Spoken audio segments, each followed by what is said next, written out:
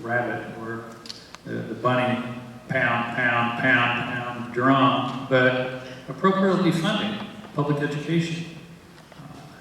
You hear employers say, or driving down the highway, there's a particular trucking company that has a big slogan painted on their trailers, and it says, "Our most valuable resource sits 53 feet in front of these back doors," talking about the driver.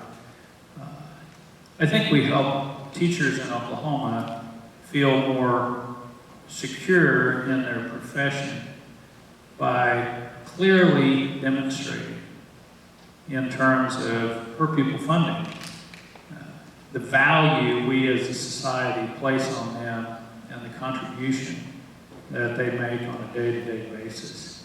I mean, again, are there any of us that think that the teachers in Pryor, Choteau, Locust Grove, Winola, Kiowa, Osage, Salina, don't take their job seriously, that they don't have the future of Oklahoma and frankly this nation in their hands 6, 8, 10 hours a day, either 5 days a week as here in Pryor, or 4 days a week, which is a tragedy in Choteau, Locust Grove, and Inola. That they don't take that job seriously? Of course they do. And yet, unlike that trucking company that says the most valuable resource sits 53 feet in front of these back doors, we continue to chronically underfund public education. Mr. Gann. The last legislative session was horrible. I mean, they went to the last hour, the last day of the session to pass a budget. That's just uncalled for. One of the things that in my budget, in my education plan out on my website and on my Facebook page is I call for in education or in the state legislature, 2-year budget cycle. I think if we can slow things down, stabilize the process, we can stabilize funding and make things more permanent. So if you're in a 2-year budget cycle, 1 year you're dealing with budget.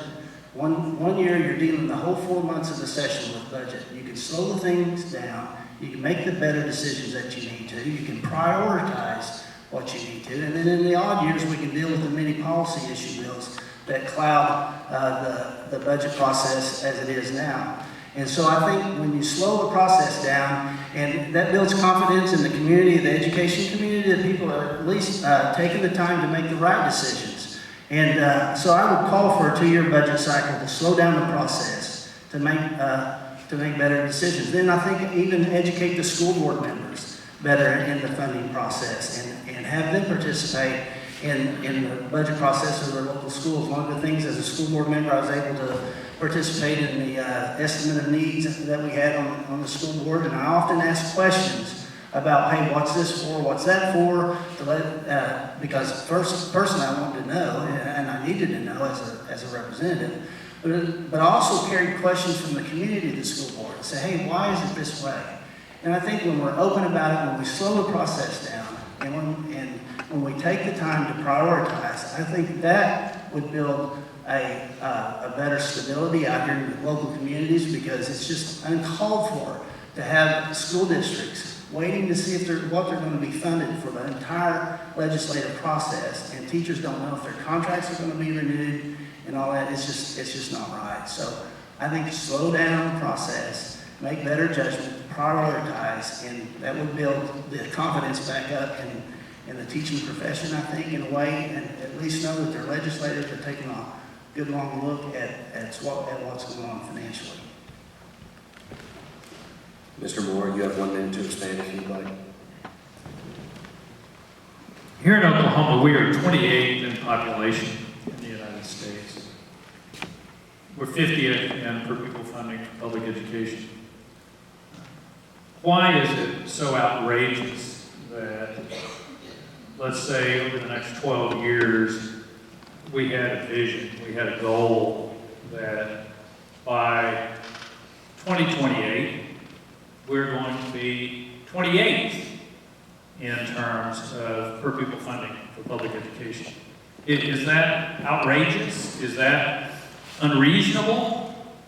Okay, so we don't achieve 28th place, and we end up in 30th or 32nd place. Not bad compared to where we are now. That's a swing I'd like to try and take to move us from last to 28th.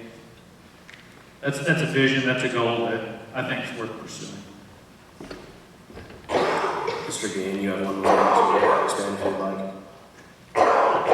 I'd just like to reiterate just this point, that just a better understanding of the financial picture, just a slowing down the process, prioritizing the budget, taking time to do that is a better path to sound decisions, not only for a school board, but also for the state legislature.